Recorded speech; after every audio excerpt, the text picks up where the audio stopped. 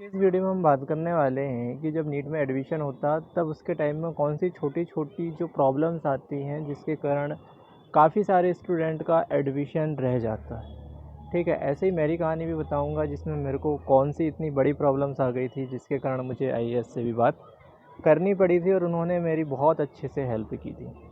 ठीक है, जैसे कि अभी आपको पता है कि रिवाइज्ड मेरिट लिस्ट आई है, तो उसमें भाई क्या हुआ, काफ़ी सारे बच्चे जो है हाई स्कोरर वाले जो उन्होंने अभी क्या किए, रजिस्ट्रेशंस किए। मतलब ऐसा तो नहीं हो सकता कि उनको पता नहीं था, उन्होंने रजिस्ट्रेशन नहीं किए, बट अभी क्यों किए? तो इसका ये एक ही कारण हो सकता है कि वो तो ऑल इंडिया वाले होंगे, या उन्होंने सोचा होगा कि यार ऑल इंडिया में हमने कर लिए, वहाँ कॉलेज मिल जाएगा, बट एमपी में भी कर लो, तो या तो वो हो सकते हैं, या फिर वो बच्चे हो सकते हैं जिनको भाई जो रजिस्ट्रेशन के बाद मेरिट आती है ना, तो उनको जब मेरिट आई थी तब उनको पता लगा होगा कि यार कट ऑफ तो बहुत कम जा रही है, हमने रजिस्ट्रेशन किए नहीं, और रजिस्ट्रेशन बंद होने के बाद मेरिट आती है, तो इसलिए फिर इस बार उन्होंने रजिस्ट्रेशन किए होंगे, जो फिर रिवाइज मेरिट में जो है काफ़ी कैटेगरी रैंक बढ़ी हुई है। ठीक है, जैसे एसटी की बात करें तो 6 स्टूडेंट बढ़े हुए हैं सिर्फ कैटेगरी में, और अगर स्टेट रैंक में देखा जाए तो 50 to 100 बच्चे जो है बढ़े हुए, और नीचे जाएंगे तो और ज़्यादा बच्चे बढ़े हुए, लेकिन एवरेज बात कर रहा हूँ जो कुछ कुछ स्टूडेंट ने मेरे को डाटा पहुँचाया उसके अकॉर्डिंग। ठीक है, तो प्रॉब्लम्स की बात करते हैं। सबसे पहले मेरे साथ जो प्रॉब्लम्स आई थी वो मैं शेयर करना चाहता हूँ। उसमें क्या हुआ था कि भाई मेरे पास ये था कि जब मेरा एडमिशन था तो एडमिशन में जो डेट आती है ना, रिपोर्टिंग का टाइम इतनी तारीख से इतनी तारीख तक रहता करके, तो जब लास्ट दिन था रिपोर्टिंग का फर्स्ट राउंड का, उस दिन मेरे पास ओरिजिनल टीसी थी ही नहीं। ठीक है, और उस दिन अगर मैं भाई जैसे ही डॉक्यूमेंट वहाँ सबमिट नहीं करता कॉलेजेस में, तो क्योंकि डेट वगैरह भी एक्सटेंड हुई नहीं थी, और होती भी है तो कोई ऐसा पक्का नहीं रहता भाई कि फर्स्ट राउंड में मतलब वो होना हो, और गवर्नमेंट कॉलेज मेरे को मिला था तो उसका मतलब ये नहीं रहता कि गवर्नमेंट में सेकंड राउंड में भी सीट बचे ही बचे, है ना। और इतनी हार्ड वर्क करके अपन जाते हैं वहाँ पर, पता है आपको किस साल कितनी कट ऑफ बढ़ जाए, कोई भरोसा नहीं रहता कि यार कैसा पेपर लेवल आ जाए या क्या कुछ हो जाए जिसके कारण कॉलेज ही नहीं मिल पाता। और ये इतनी अच्छी और इतनी हार्ड वर्किंग जॉब है कि मतलब कितनी मेहनत के बाद मिलता है। ठीक है, तो अगर आईएएस के बाद देखा जाए तो भाई नीट जेई में ही इतना कंपटीशन है। तो फिर मेरे इसमें जो बात करें कि उसमें क्या हुआ था कि मतलब लास्ट डे था उस दिन मेरे को मतलब जमा करने की, लेकिन मैंने क्या था, पार्शियल ड्रॉप किया था। तो पार्शियल ड्रॉप में क्या था कि मैंने जिस कॉलेजेस में मतलब एडमिशन लिया था वो कॉलेज वाले जो है टीसी नहीं देना चाहते थे। ठीक है, जैसे कि इसमें बॉन्ड होता है ना कि अगर आप एमबीबीएस में क्या कर रहे हो कि अगर एमबीबीएस कर रहे हो तो अगर आपने बीच में, अगर आपकी मान लो कि बात भाई कोई बच्चे आईएएस बन गए, तो वो सोचेगा यार एमबीबीएस छोड़ दूँ, तो नहीं छोड़ सकते वो। अगर छोड़ेगा तो क्या करना पड़ेगा उसको, भाई 20-25 लाख का बॉन्ड भरना पड़ेगा सीट छोड़ने का, क्योंकि दूसरे बच्चों की सीट उसने बेकार कर दी ना। ऐसे ही उसमें भी होता है कि वो कॉलेजेस वाले बोलते हैं कि भाई नहीं, आपने हमारे कॉलेज में एडमिशन लिए, आपका मतलब 3 या 4 साल का जो ड्यूरेशन था वो आपने पूरा नहीं किया, और आप बीच में छोड़ के जा रहे हो, तो बाकी जो बचे हुए साल हैं उसकी भी फ़ीस आप पूरी जो रहती है, जो ट्यूशन फ़ीस, वो आप जमा करना पड़ेगा। बट ऐसा उन्होंने कभी एडमिशन के टाइम पे नहीं लिखाए थे, ना ही कोई बॉन्ड बनवाए थे, ना ही उन्होंने बताए थे कि आप बीच में छोड़ दोगे करके तो हम आपसे पैसे लेंगे। तो मेरा ज़्यादा ही अमाउंट कर रहे थे और उस दिन वो बहुत नाटक कर रहे थे, और जब रिपोर्टिंग टाइम हुआ तो मुझे लगा कि नहीं, 1-2 दिन मेरे को डॉक्यूमेंट बनाने में लग गए, तो मैंने सोचा यार तीसरे चौथे दिन चले जाऊँगा, तब क्या होगा कि उस टाइम में तो ये कॉलेज वाले टीसी दे ही देंगे, क्योंकि भाई नॉर्मली कोर्स रहता है ना, एमबीबीएस में ही बस बॉन्ड बनते हैं, बाकी जो कोर्सेज रहते हैं ज़्यादातर उनमें बॉन्ड तो नहीं बनते ना। तो उस कोर्स में भी ऐसा बॉन्ड वाला सिस्टम नहीं था, तो मैंने कहा दे देंगे, लेकिन अचानक से उन्होंने मना कर दिए देने से, बोले कि हम नहीं दे सकते। और मैंने काफ़ी सारे लोगों से हेल्प भी मांगी जो अच्छे खासे लोग हैं, है ना, लेकिन उन्होंने भी बोले, लेकिन उनका कोई फ़र्क नहीं पड़ा। जो वहाँ के डीन या चेयरमैन या जो भी एचओडी बोल सकते हैं, वो उन्होंने बोल दिया कि हम साहब आपको नहीं दे सकते, क्योंकि वो भी एक प्राइवेट मेडिकल कॉलेज ही था, बट वो एमबीबीएस वाला नहीं था, दूसरा था जहाँ पर बहुत सारे कोर्सेज होते थे। ठीक है, तो वो उस टाइम पे क्या हुआ कि भाई जहाँ मैं कोर्स कर रहा था वो रेगुलर कोर्स था, और उसमें ये था कि उसमें टीसी लगना कंपलसरी होता, तब जाके वहाँ पर क्या मिलती है अपन को, स्कॉलरशिप मिलती है।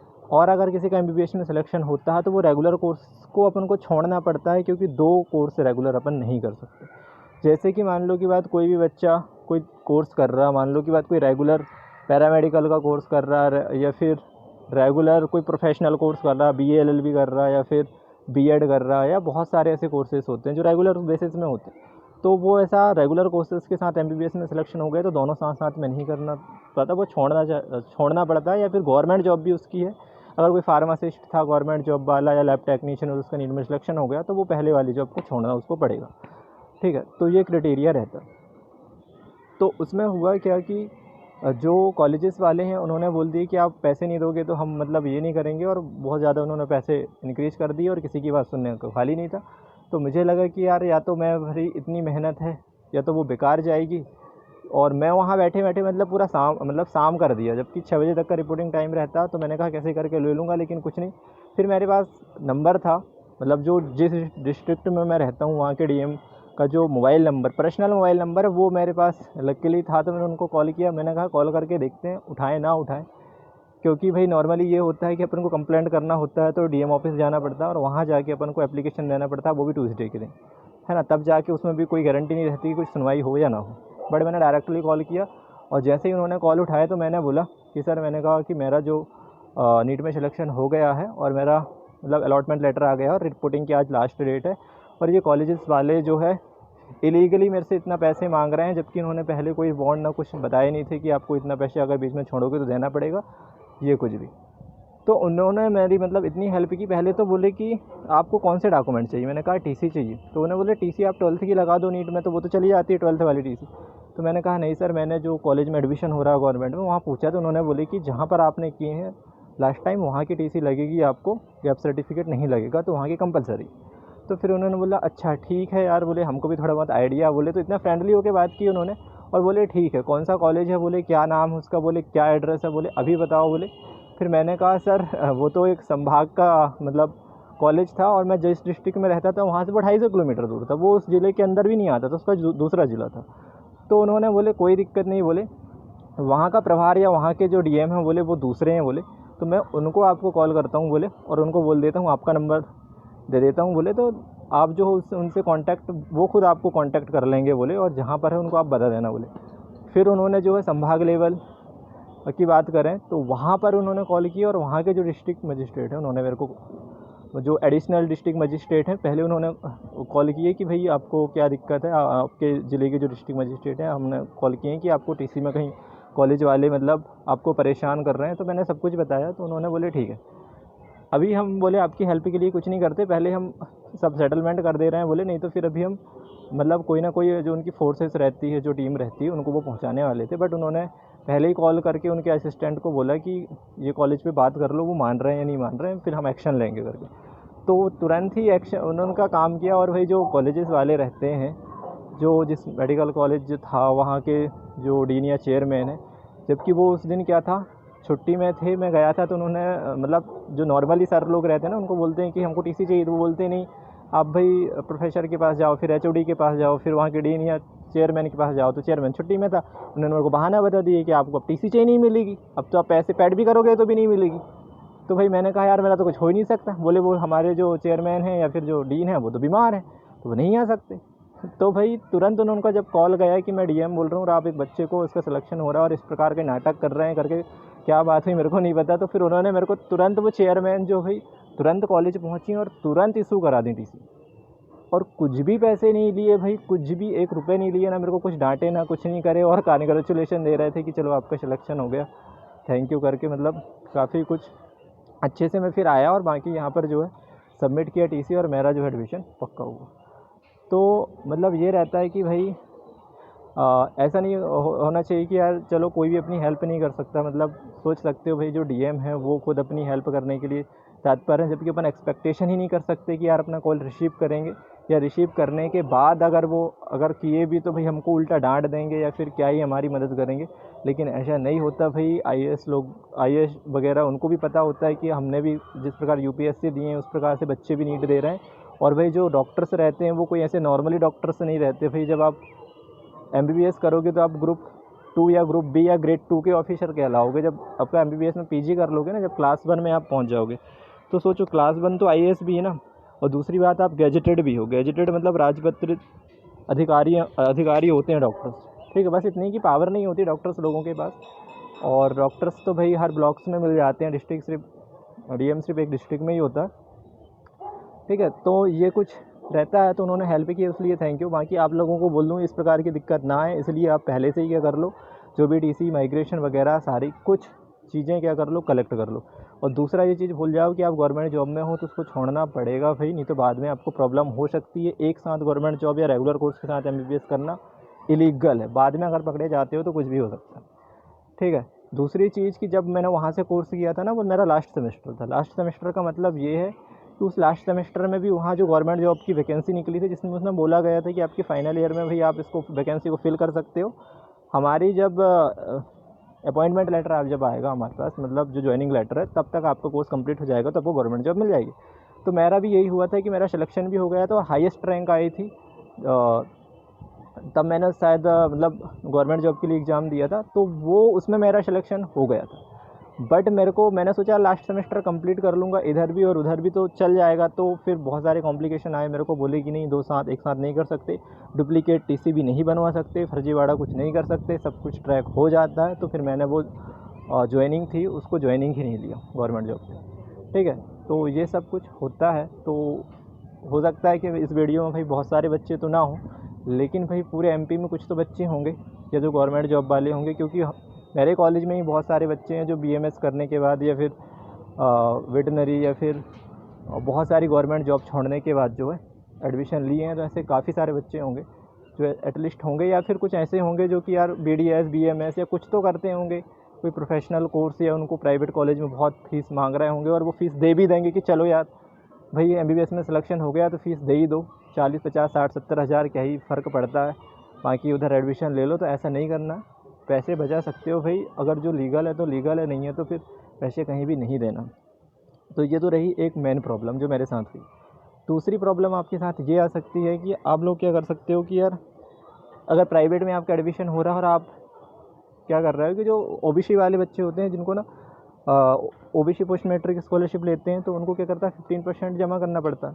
तो 15 लाख का 15% निकाल रहा है तो 1 लाख से अगर ऊपर होता है तो भाई फ़ोनपे की वैलिडिटी नहीं रहती ना 1 लाख रुपए, और आप लास्ट डेट में वहाँ पहुँच रहे हो, फिर कैसा करोगे, है ना। अगर केस वगैरह में भी एटीएम में भी 25,000 निकाल सकते हैं, थंब से भी 25,000 निकाल सकते हैं, और फ़ोनपे में 1 लाख रुपए रहते हैं बस मैक्सिमम देने के। और अगर वहाँ आपको 3-4 लाख रुपए देना, कैश आपके पास है नहीं, तो फिर क्या ही करोगे। तो उसके लिए आपको भाई साथ में नेट बैंकिंग भी रखना है, बड़ा अकाउंट होना चाहिए, नेट बैंकिंग होना चाहिए, ताकि आप उससे कितनी भी हो अनलिमिटेड उसमें आप ट्रांजेक्शन, मतलब मैक्सिमम ट्रांजेक्शन कर सकते हो उसमें, लाखों, काफ़ी लाखों में मतलब पैसे उसमें ट्रांजेक्शन हो जाता है। तो net banking is very good. Server down वगैरह कुछ चलता है नहीं उसमें, फ़ोनपे वगैरह कभी भी धोखा दे सकते हैं। तो दूसरी चीज़ वो ध्यान रखो कि आपके पास होना चाहिए। जैसे मॉपअप राउंड में भी 2 लाख जब लगती है सिक्योरिटी मनी, तब वो नहीं होता ऑनलाइन करने पे फ़ोनपे से, यूपीआई के माध्यम से, ठीक है। तो ये दूसरी फीस वाली बात रही। और इसके अलावा जीएस वाले भी काफ़ी सारे प्रॉब्लम रहते हैं कि काफ़ी सारे बच्चे क्या करते हैं कि भाई जो उसमें शिक्षा के अधिनियम वाला जो रहता है उससे पढ़े हुए होना चाहिए, 6वीं से 8वीं अगर कोई प्राइवेट से पढ़ा है तो, जिसने फिर 9वीं से 12वीं अगर गवर्नमेंट कर लिया, लेकिन 6वीं से उसने 6वीं से 8वीं तक क्या करा, उसने प्राइवेट में पढ़ा, तो प्राइवेट जो स्कूल है वो शिक्षा के अधिनियम से अप्रूव्ड होना चाहिए, तब वो उसमें होता है। अगर नहीं है तो बाद में दिक्कत हो सकती है, और अगर है तो अच्छी बात है, आपको जीएस कोटा के थ्रू एडमिशन मिल सकता है।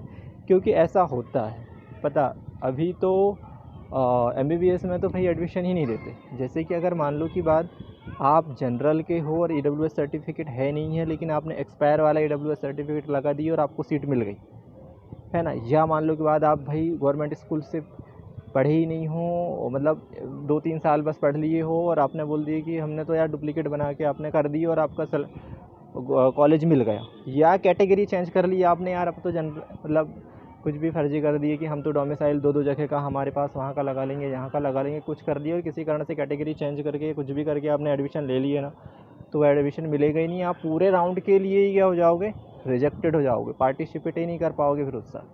तो ये भी बहुत अच्छे से रखना है। काफ़ी सारे मेरे को बताते हैं कि भाई हमारा इनकम सर्टिफिकेट तो कम का बना है, हम तो बताएंगे नहीं कॉलेज में, हम तो इसको दिखा देंगे तो हमारा काम हो जाएगा। तो ऐसा कुछ भी नहीं होता, छुपाना उपाना नहीं होता, वो सब पता चल जाता है वहाँ पर, क्योंकि वो सिर्फ इनकम सर्टिफिकेट अकेला नहीं देखते, उसका भी एफिडेविट बनवाते हैं। इसके अलावा ITR बहुत सारी चीज़ें रहती फिर देखने के लिए।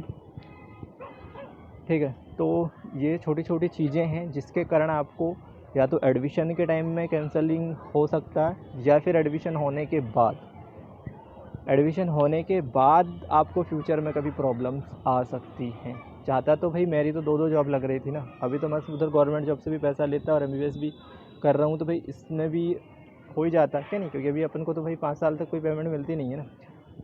बट ऐसा नहीं है ना, वो लीगल था, क्योंकि जब भी ट्रैक होता उसमें तो भाई ये डिग्री पे क्या जाता, डिग्री पे सवाल उठने लगते कि आपने ऐसा किए, तो फिर बहुत बड़ी प्रॉब्लम में फंस सकते थे। इसलिए भाई मैंने वो नहीं किया, क्योंकि यार जो अपन को बेस्ट मिला है तो भाई छोटी चीज़ों को, लालच को छोड़ना अपन को पड़ता है। तो ऐसे ही और भी बहुत सारे छोटी छोटी प्रॉब्लम्स हैं जो काफ़ी सारे बच्चों के मैसेज वगैरह आए है ना। छोटे छोटे अमाउंट कई लोग वो कर देते हैं, जैसे कि एक और है कि उसमें रहता ना ये कि जिसको 15% का लॉस हो रहा हो OBC पोस्ट मैट्रिक में, तो वो 15% का क्लेम मेधावी के में भी कर सकते हैं। तो 15% या 3-4 लाख रुपए बच रहे हैं साल के, क्लेम करने में तो कितना अच्छा है ना। तो ये गाइडेंस के कारण 3-4 लाख रुपए हर साल के जा रहे हैं, तो गाइडेंस बहुत ज़रूरी है। तो पैसे बचाने के लिए भी आपको भाई काफ़ी हेल्पफुल होगा, एडमिशन कैंसिल बचाने के लिए भी होगा, और फ्यूचर में कोई दिक्कत ना आए उसके लिए भी होगा। क्योंकि ऐसे काफ़ी सारे प्रॉब्लम्स आती हैं जो किसी को पता ही नहीं रहते, ना ही कोई इन चीज़ों के बारे में बात करता, क्योंकि बहुत कम स्टूडेंट होते हैं ना, तो कोई बात करता ही नहीं। तो मैंने कहा यार चलो शेयर कर दो, अगर 1-2 स्टूडेंट भी होंगे इस टाइप के जिनको ये प्रॉब्लम्स आती होंगी तो उसको सॉल्यूशन मिल गया होगा। और एक और मैंने बात बताया था NPCI वाली, कि NPCI में क्या होता था कि काफ़ी सारे बच्चे की 15-15 लाख स्कॉलरशिप अकाउंट में आती ही नहीं है ना। तो ये प्रॉब्लम होती, तब भी बच्चे लोगों को बड़ी दिक्कत रहती है कि यार हम तो पूरा भाई स्कॉलरशिप बेस में लिए थे, और जब उतनी पूरी ट्यूशन ही फीस नहीं आई तो करेंगे क्या। तो उसमें भी क्या होता है भाई कि जो वो पूरी की पूरी फ़ीस होती है वो क्या करते हैं NPCI वाले लिंक्ड अकाउंट में चले जाती है। तो इसीलिए भी हो, कभी भी एक ही अकाउंट रखो और देखो, अगर 2 अकाउंट भी हैं तो NPCI किस में लिंक है, NPCI कैसे लिंक करना है। तो उसके लिए आधार कार्ड में जाओ, वेबसाइट में NPCI लिंक विद आधार में जाके उसमें चेक कर लो, डाल के आधार नंबर OTP उसमें दिख जाएगा आपको कि यार इस बैंक के साथ आधार NPCI से लिंक्ड है, तो उसी में आएगा आपकी स्कॉलरशिप। क्योंकि MP टास्क के पोर्टल से ही डलती है ST SC OBC post matric scholarship, है ना। तो ST SC तो मेनली डलती है, बाकी जनरल के लिए मेधावी डलती है। तो ये MP टास्क से जितनी भी स्कॉलरशिप डल रही हैं वो सारी NPCI बेस्ड, आधार बेस्ड होती है। ठीक है, तो वो अकाउंट आप चेक करते रहो कि यार किसका कैसा क्या है, कैसा नहीं है। और भी जो कुछ भी आपको डाउट आता है तो वो आप पूछ सकते हैं। NPCI जिसका लिंक नहीं है तो बैंक वहाँ जाना आपको बैंक में, और उनको बोलना आधार लिंक नहीं करना है, ऐसा नहीं बोलना, उनको बोलना भाई कि हमारा जो आधार को NPCI से लिंक करना है। आधार तो लिंक है हमारा, क्योंकि बिना आधार कार्ड के लिंक के बैंक अकाउंट तो होता ही नहीं है ना आजकल। तो NPCI से बोलना, ठीक है। NPCI आधार बेस, आधार मैप्ड हो जाता है उसमें, ठीक है। तो डायरेक्टली आप अकाउंट नंबर नहीं लगता है MP टास्क में, अकाउंट नंबर आपको कहीं ऑप्शन ही नहीं मिलेगा स्कॉलरशिप के फॉर्म में डाल देना। बिना अकाउंट नंबर के आप सोचोगे कैसे स्कॉलरशिप हो जाती है। वो उस पर रहता है कि आधार कार्ड जिससे लिंक है ना, तो आधार कार्ड जिस अकाउंट से लिंक है तो वो आधार से ही मैप्ड रहता है। तो वो आधार का नंबर ही जैसे मैप्ड किया हो आपने, तो खड़ाकने को वो अकाउंट नंबर बदल जाता है। तो ये रहता है, भले आपने कॉलेज में और दूसरा अकाउंट दिए रहे होगे, उससे कोई फ़र्क नहीं पड़ता। तो आई होप कि मेन डाउट मैंने क्लियर कर दिया हूँ। और भी कोई डाउट होगा तो आप ऐसा कमेंट कर सकते हैं, ठीक है। इसके अलावा इस बार जो है अभी अलॉटमेंट 18 को आएगा, देखते हैं अभी जो कट ऑफ में कितना ज़्यादा फ़र्क तो नहीं पड़ेगा, क्योंकि ज़्यादा उतना इंक्रीज़ नहीं हुए हैं बच्चे। तो जो भी कोई डाउट आता है तो आप हमारे व्हाट्सएप ग्रुप से भी जुड़ सकते हैं या फिर इसमें कमेंट कर सकते हैं। Thank you.